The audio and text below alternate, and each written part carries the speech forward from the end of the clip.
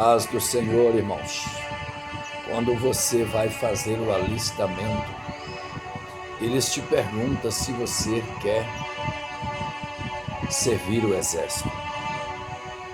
Jesus Cristo, ele nos faz um convite para nos alistar no exército de Cristo. E isso que eu estou te falando é bíblico, está escrito. Deus, ele nos faz o convite para nós nos alistar no exército de Cristo. Na base militar é a mesma coisa, o convite é feito. E uma vez que aceita o convite,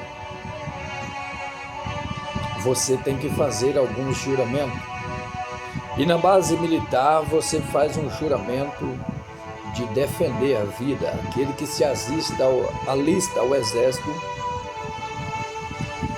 ele jura ali não matar, só no último caso, fazer de tudo para preservar a vida.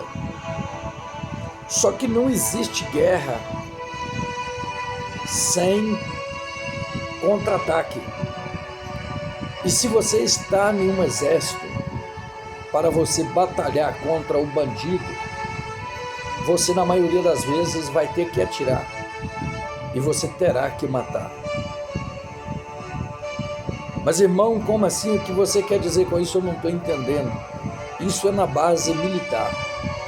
Um policial do exército formado, na maioria das vezes ele está lá na fronteira vigiando o seu país. E ele está ali, talvez até um cidadão evangélico, um pastor, um pai de família. E ele não quer atacar ninguém, ele só está ali para defender a sua pátria. Mas o cidadão quer pular o muro do Brasil para os Estados Unidos. E na maioria das vezes aquele pai de família que nunca matou ninguém, como um caminhoneiro na estrada, a pessoa se joga na frente e ele tem que atropelar. Na base militar é a mesma coisa, você tem que defender a sua pátria. Você prometeu salvar a vida. Mas na maioria das vezes, para salvar uma vida, você talvez tenha que tirar 5, 6. Esses são chamados no mundo espiritual de obstáculo. Satanás tem oprimido o povo de todas as formas, com a mentira, para não falar a verdade na igreja. Satanás tem oprimido a mente de homens e mulheres de Deus dentro da igreja. Se você falar isso, você vai ser processado. Se você falar isso, você vai ser mal visto na sociedade.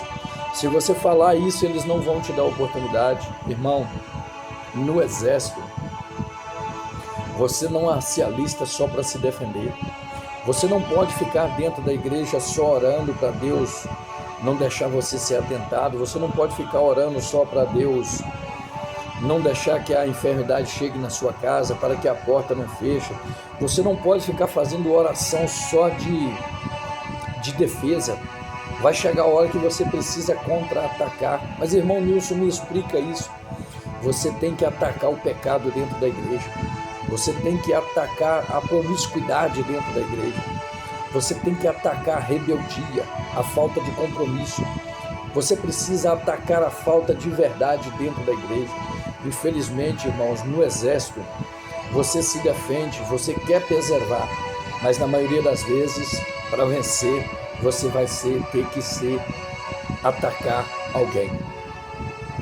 E no mundo espiritual, você precisa atacar o diabo dentro da igreja. O diabo, ele tem entrado com sapatinho de algodão, tem trazido a carniça do mundo todo para dentro da igreja. Ah, isso pode, isso pode, isso pode, isso pode, isso pode, isso pode, e não tem nada mais que não pode. Aí é onde entra o ataque, onde entra o homem de Deus, porque ele começa a pregar contra, ele começa a contra-atacar. Mas irmão, onde é que você tirou isso? Isso é bíblico. Na maioria das vezes, Deus levantava um exército para contra-atacar, porque o exército, ao contrário, vinha contra o povo de Deus.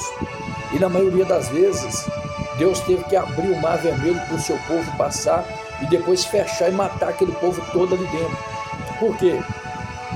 Porque você tem que contra-atacar, você não pode ficar só na retaguarda. E Satanás tem oprimido o povo e o povo não tem atacado o pecado. Mas irmãos, eu quero profetizar aqui que Deus levantará uma geração que atacará o pecado dentro da igreja. Deus levantará uma geração que baterá o joelho e guerreará contra Satanás e seus principados, contra as potestades de demônio dentro da igreja, que tem acoitado tudo enquanto é erro. E quando Deus levanta alguém para falar a verdade, se impõe contra esta pessoa.